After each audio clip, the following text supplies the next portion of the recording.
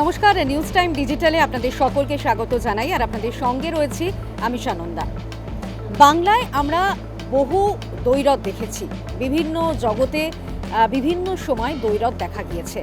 আমরা দেখেছি উত্তম সৌমিত্র, আমরা দেখেছি সুচিত্রা কণিকা, আমরা দেখেছি টুটু অঞ্জন। বিভিন্ন বিভিন্ন জায়গায় বিভিন্ন ক্ষেত্রে আমাদের দ্বৈরথ আমরা বাংলায় দেখেছি। কিন্তু এবার বঙ্গ ক্রিকেটেও একটা দ্বৈরথ সামনে এসেছে এবং সেই দ্বৈরথ কিন্তু যেভাবে সামনে এসেছে সেটা কিন্তু যথেষ্ট উদ্বেগের।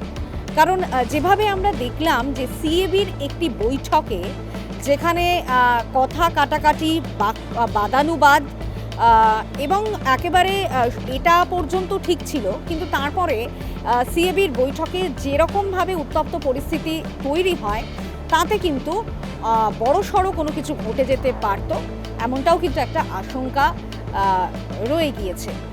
যেটা বিষয় আপনাদের জানাই যে ইতিমধ্যেই যে দ্বৈরথ সামনে এসেছে, সিএবির প্রেসিডেন্ট সৌরভ গঙ্গোপাধ্যায় বনাম অভিষেক ডালমিয়ার সংঘাত একেবারে প্রকাশ্যে এসে পড়েছে এবং সেই সংঘাত এতটাই তুঙ্গে চলে গিয়েছিল যে সেটা কিন্তু ক্রীড়া সমালোচকরা বা ক্রীড়াবিদরাও এটা ভাবতে পারেনি যে একটা সিএবির বৈঠক ঘিরে এতটা উত্তপ্ত পরিস্থিতি তৈরি হবে। বুধবার বিকেলে সিএবির একটি বৈঠক ছিল এবং সেই বৈঠকে প্রশ্ন পাল্টা প্রশ্ন, বাক্য বিনিময়, পাল্টা বাদানুবাদ এবং রীতিমতো সেই পর্যন্ত থেমে থাকেনি, একেবারে একে অন্যের দিকে আঙুল তুলে রীতিমতো টেবিল চাপড়ে একেবারে অসৌজন্যতা প্রকাশ।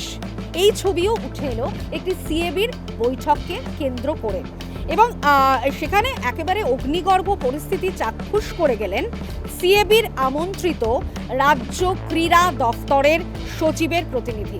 সিএবির ইতিহাসে এটা হয়তো প্রথম এরকমভাবে কোনো রাজ্য সরকারের প্রতিনিধি বৈঠকে উপস্থিত ছিলেন। এটাও কিন্তু অবশ্যই একটা বিষয়। কিন্তু যেটা বিষয় যে বুধবার বিকেলে একটি বৈঠক ডাকা হয়েছিল এবং সেই বৈঠক মূলত দুটি কারণে ডাকা হয়েছিল।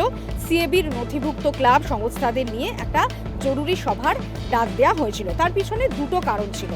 একটা হচ্ছে যে যুগ্ম পদের নির্বাচন, যুগ্ম সচিব পদের নির্বাচন কেন করা গেল না, এবং অন্যদিকে আরও একটা বিষয় ছিল যে লোধা নিয়ম মেনে 70 বছর বয়স পূর্ণ হলে এবং সংস্থার প্রশাসনী যদি 9 বছরের মেয়াদ শেষ হয়ে যায় তাহলে ভোটাধিকার প্রয়োগ করা যায় কিনা, অর্থাৎ ভোট দিতে পারা যায় কিনা। এই দুটো কারণেই কিন্তু এই বৈঠক ডাকা হয়েছিল। অর্থাৎ লোধা নিয়ম মেনে সিএবি চলছে না, এমন একটা কিন্তু অভিযোগ সামনে এসেছে। এবং যে আপনাদের যেমনটা জানাচ্ছিলাম যে 70 বছর বয়স পূর্ণ হলে এবং প্রশাসনে যদি 9 বছরের মেয়াদ শেষ হয়ে যায়, শেষ হওয়ার পরেও সিএবিতে প্রতিনিধিত্ব করার জায়গা থাকে কিনা, প্রতিনিধিত্ব করতে পারবে কিনা, সেটা নিয়ে কিন্তু একটা বড়সড় প্রশ্ন উঠেছিল এবং একটা অভিযোগও সামনে এসেছিল।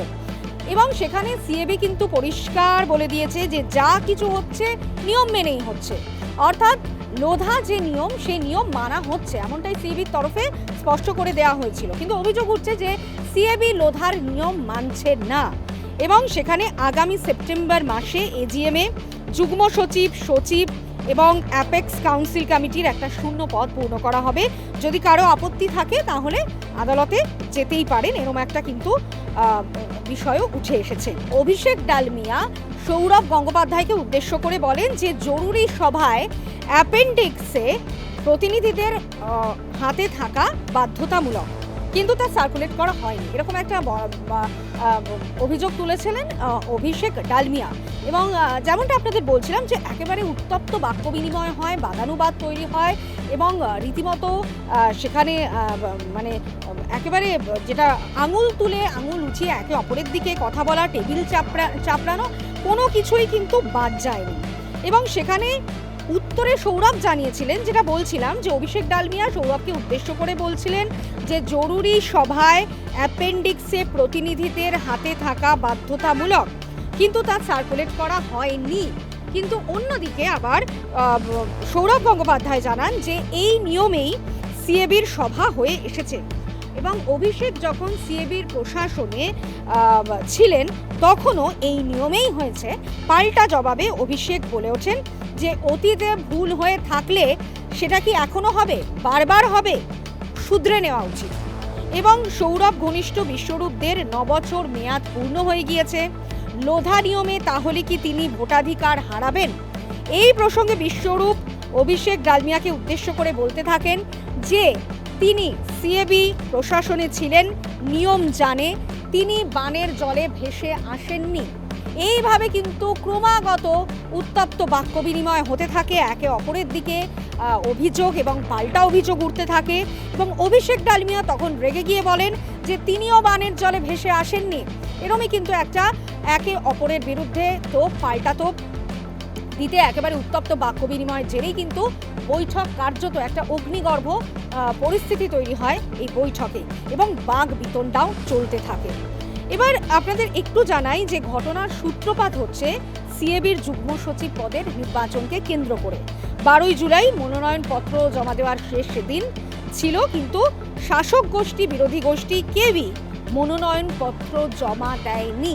কারণ 11ই জুলাই সম্ভবত 17টি জেলা এবং কলকাতার 10টি ক্লাব সিএবিকে চিঠি দিয়ে জানায় যে লোধা নিয়ম মেনে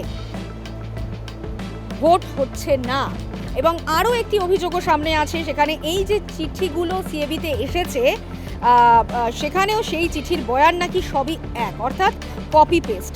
এখানেই প্রশ্নটা উঠছে যে নিয়ম মেনেই যদি পুরোটা হয়ে থাকে তাহলে সিএবি শাসক গোষ্ঠী 12ই জুলাই যুগ্ম সচিব পদের নির্বাচনে মনোনয়নপত্র জমা দিতে পারলেন না কেন? এই প্রশ্নই সামনে আসছে। এবং কিসের জন্য ইলেকশন সিলেকশন করতে পারলেন না সিএবি কর্তারা? তাহলে কি কপি পেস্ট অভিযোগপত্রগুলোকে মান্যতা দিয়ে ফেলা হলো? 1.5 মাস পরে এজিএম হবে নাকি তার আগেই চ্যালেঞ্জ করে বিরোধী শিবির আদালতে যাবে? এই প্রশ্ন যেমন সামনে আসছে। এবং দ্বৈরথ যেহেতু অভিষেক ডালমিয়া বনাম সৌরভ গঙ্গোপাধ্যায়, কাজেই একটা কিন্তু যে আবারও কিন্তু পরিস্থিতি উত্তপ্ত যে হয়ে উঠতে পারে এরকম একটা আশঙ্কা রয়ে যাচ্ছে।